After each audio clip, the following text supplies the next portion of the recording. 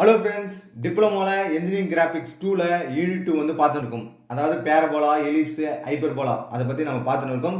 So நம்ம சேனலில் வந்து ஆல்ரெடி வந்து பார்த்தீங்கன்னா Ellipse, Concentric Circle Method, Ellipse வந்து Concentric Circle Method எப்படி வரையுது, Rectangular Method வந்து Ellipse எப்படி வரையுது, அப்புறம் வந்து பார்த்தீங்கன்னா Parabola வந்து தான் இப்போ வந்து பார்க்க போகிறோம்.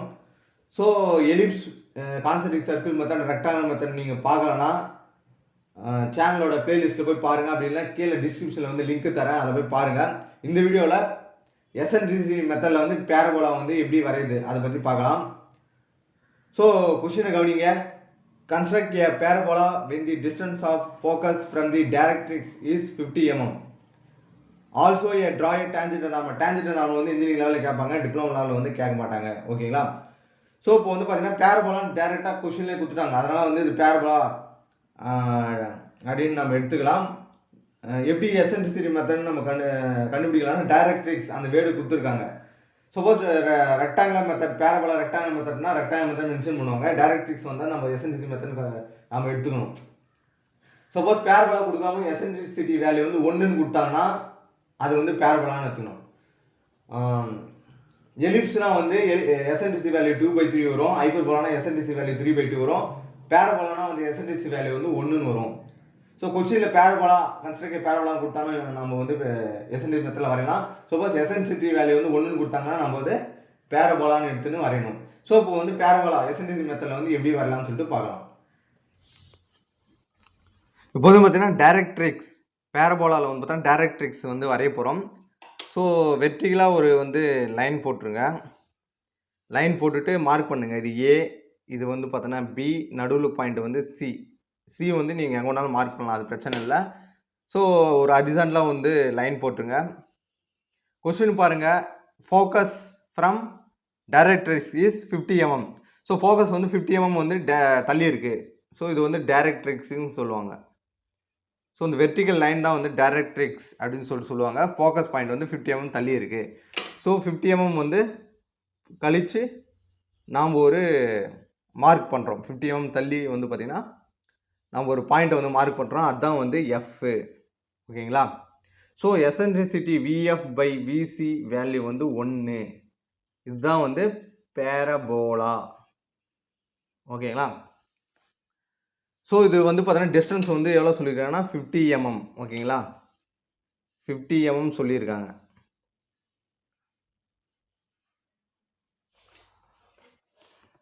ஸோ இப்போ நான் பண்ணேன்னா VF/VC வேல்யூ வந்து 1. ஓகேங்களா? அதாவது பேரபோலா பொறுத்த வரைக்கும் பார்த்தோன்னா டோட்டல் வேல்யூ இந்த டைரக்ட்ரிக்ஸ் ஃப்ரம் தி ஃபோக்கஸ் 50 கொடுத்துட்டாங்கன்னா அதில் பாதி அளவு தான் வந்து பாதி அளவில் இருக்கிறது தான் வந்து V பாயிண்ட்டுன்னு அர்த்தம். ஸோ 50ல் பாதி எவ்வளோ? 25. சப்போஸ் இங்கே 17 கொடுத்தாங்கன்னா 17ல் பாதி 35. அதுதான் வந்து V பாயிண்ட் பேரபோலா பொறுத்த வரைக்கும். ஓகேங்களா? அப்போ 25 வந்து மார்க் பண்ணுங்கள். மார்க் பண்ணி வின்னு வைங்க. ஸோ அப்போது ரெண்டாவது ஸ்ப்ளிட் பண்ணி இதனுடைய வேல்யூ எழுதுங்க. இதனுடைய வேல்யூ வந்து 25, இதனுடைய வேல்யூ வந்து 25. ஸோ பேரபோலா பொறுத்த வரைக்கும் இப்படி தான் ஈக்குவல் டிவிஷனாக வந்து வரும். ஸோ இது வந்து வி. ஓகேங்களா? ஓகே, இந்த மாதிரி போட்டாச்சு. ஸோ நம்ம எலிப்ஸில் வந்து என்ன பண்ணியிருப்போம், இந்த விஎஃப் வேல்யூ எவ்வளோ இருக்கோ அதே மாதிரி வெர்டிக்கலாக ஒரு லைன் போட்டு வந்து நாம் வந்து வரைஞ்சிருப்போம். ஆனால் இதுக்கெலாம் வந்து அந்த மாதிரி தேவையில்லை. பாருங்கள் எப்படி ட்ரா பண்ணலான்னு. இப்போ விஎஃப் இருக்குல்ல, அது வந்து 6 எலிப்ஸ் பொறுத்த வரைக்கும் 10 ஈக்குவல் பார்ட்ஸாக பிரித்து வந்து ஹரிசாண்டல் லைனை. இதில் வந்து பார்த்தீங்கன்னா ஒரு 6 ஈக்குவல் பார்ட்ஸ் பிரித்தாவே போதும். ஸோ மொத்தம் நான் 10 mm 6 டிவிஷனை வந்து பிரிக்கிறேன். 1 2 3 4. ஸோ 6 வரைக்கும் பிரித்தாச்சு. அதுக்கு நேம் கொடுத்துருக்கோம். 1 2 3 4 5 6 நேம் வந்து கொடுத்தாச்சு. ஓகேங்களா? இப்போ வந்து பார்த்தோன்னா ஸ்ட்ரெயிட்டாக ஒரு மேலே ஒரு கோடு கீழே ஒரு கோடு ஒரு தோராயமாக வந்து போட்டு வச்சுருங்க. கொஞ்சம் பெருசாக ஒரு போட்டுருங்க. அப்படியே மேலே ஒரு கோடு கீழே அப்படியே ஜாயின் பண்ணுங்கள். அந்த பாயிண்ட் வழியாக மேலே ஒரு கோடு கீழே ஒரு கோடு போடுங்க. ஓகேங்களா? போட்டாச்சு. ஓகே, போட்டாச்சு. இதுக்கப்புறம் என்ன பண்ணனா, போன எலிப்ஸில் வந்து பார்த்தீங்கன்னா நல்லா பாருங்க. எலிப்ஸ் வந்து அந்த விஎஃப் வேல்யூ போட்டு இங்க போட்டு ஒரு இன்க்ளைன் போட்டிருப்போம். ஆனா இதுக்கு வந்து அது தேவையே கிடையாது. ஓகேங்களா? இப்போ எப்படி போறோம்னா காம்பஸ் இதுக்கு தேவை. காம்பஸ் எடுத்துக்கோங்க.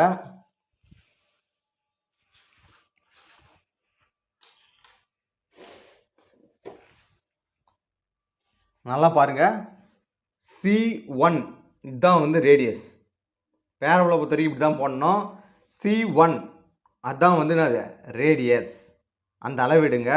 C1 அளவெடுங்க. அளவெடுத்துட்டு Fல வைக்கணும்.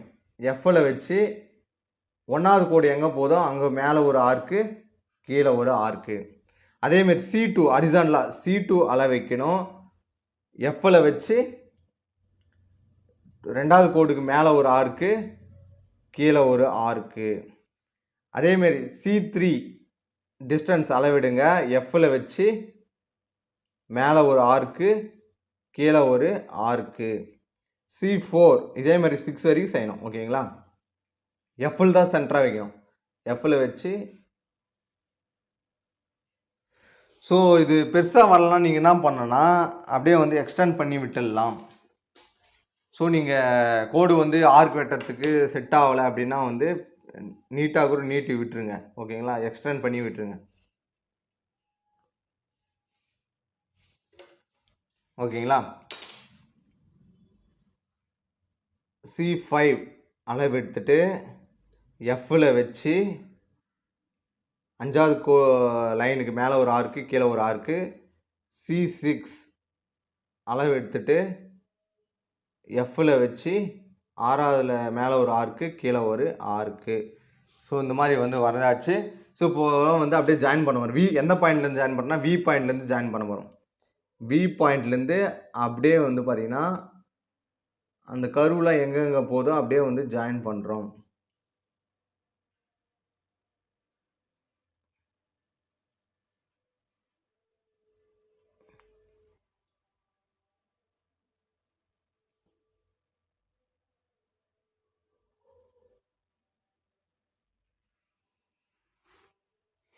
ஓகேங்களா?